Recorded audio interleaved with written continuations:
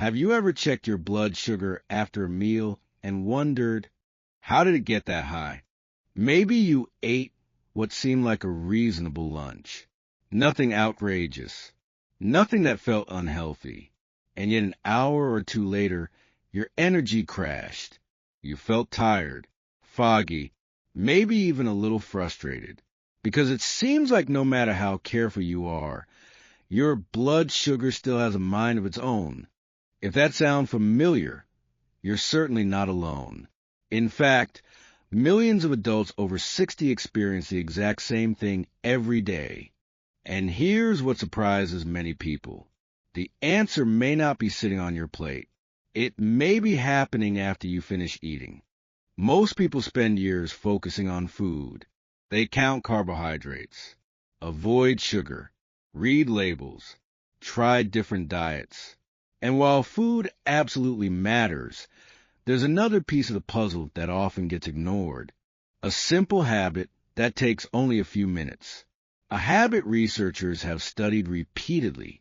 A habit many doctors recommend because it's practical, free, and accessible. But before we talk about that habit, there's something important you need to understand. Because once you hear this, a lot of things may finally make sense. Have you ever noticed that your body doesn't respond to food the way it did 20 or 30 years ago? Many people say things like, I used to eat this without any problem. I never worried about blood sugar before.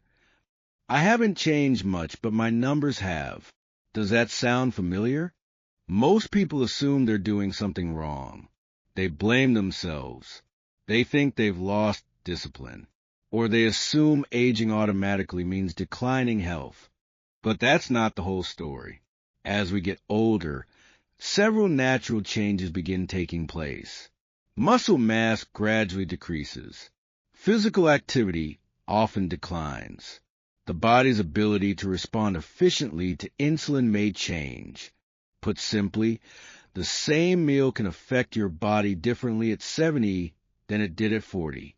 And that's exactly why some people struggle with blood sugar, even when they're trying to make good choices. Now here's where things get interesting. Researchers began noticing something unusual. People who moved shortly after eating often experienced smaller blood sugar spikes than those who remained seated. At first glance, that sounds almost too simple. Could walking really make a difference? Many people assume the answer must be complicated. Maybe a special supplement. Maybe an expensive program. Maybe a strict diet.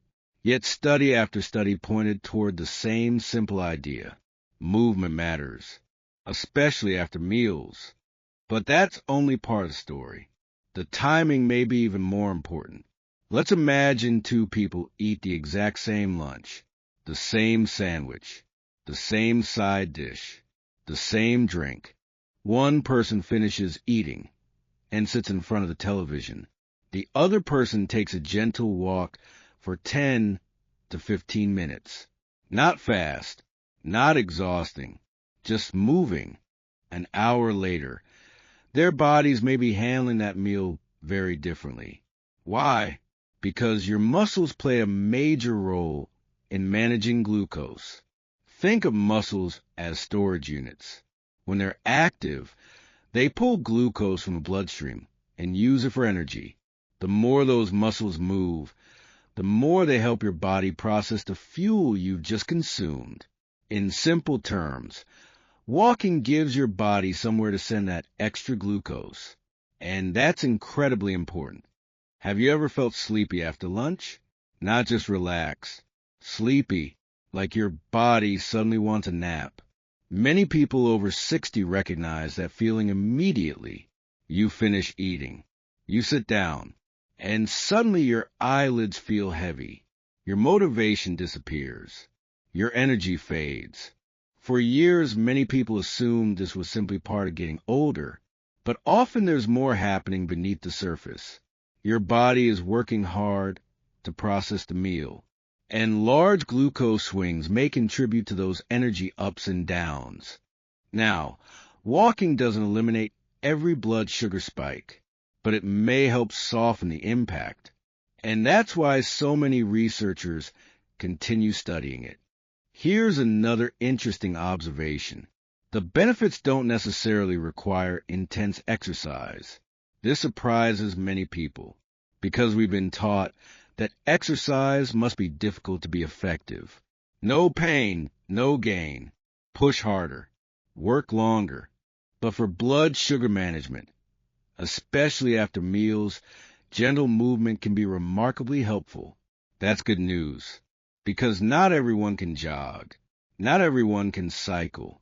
Not everyone can spend an hour in the gym. Many adults deal with arthritis, joint stiffness, back discomfort, balance concerns, or reduced stamina. A simple walk feels much more realistic. And realistic habits are the habits people actually maintain.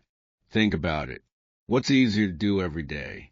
A demanding workout program or a 10-minute walk after lunch? Most people already know the answer. Consistency almost always beats intensity. And that's an important lesson because health isn't built from one. Let's talk about another benefit people rarely discuss. Walking after meals may support digestion as well. Many people notice they feel more comfortable when they move gently after eating instead of immediately collapsing into a chair. Have you ever felt unusually full after dinner? Or experienced that heavy sensation that seems to linger for hours? A short walk can sometimes help you feel lighter and more comfortable. Again, simple, not dramatic, but meaningful. And here's where many people have an important realization. They spend years searching for the perfect solution, the perfect diet, the perfect supplement, the perfect plan. Yet some of the most powerful habits are surprisingly ordinary. They're so ordinary that people overlook them. Walking is one of those habits, not because it's exciting, but because it works with your body's natural systems. Now, let's address a common question. When should you walk? Most researchers focus on the period shortly after eating, not hours later, not the next morning, soon after the meal. That timing appears to help your body handle the incoming glucose more effectively. And here's something encouraging. You don't need perfect conditions. You don't need a sunny day. You don't need special shoes. You don't need a fitness tracker. You simply need movement. Even walking around your home can be helpful. Some people walk around their living room. Others walk through a shopping center. Some stroll through their neighborhood. The location matters far less than the habit itself. And this may be the most overlooked lesson of all. Many people underestimate small actions. They think, it's only 10 minutes. What difference could that make? But health changes often happen exactly that way. One small choice, repeated consistently, day after day, week after week, month after month. Eventually those choices add up.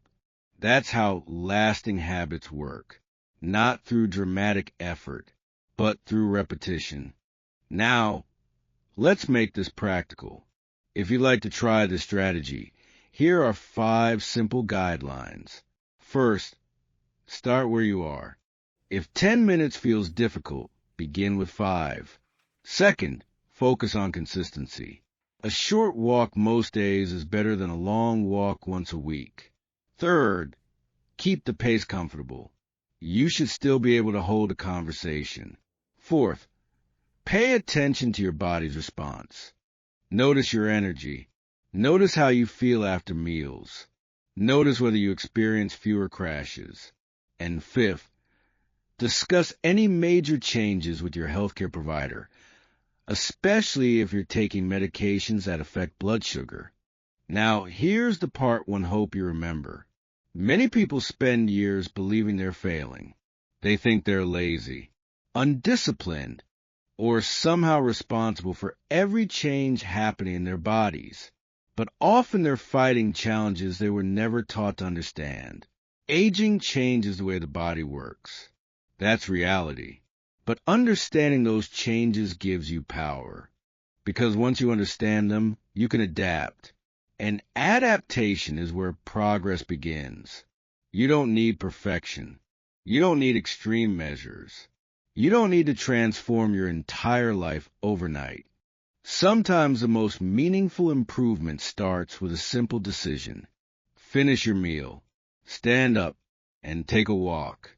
Not because it's trendy, not because it's complicated, but because your body may thank you for it.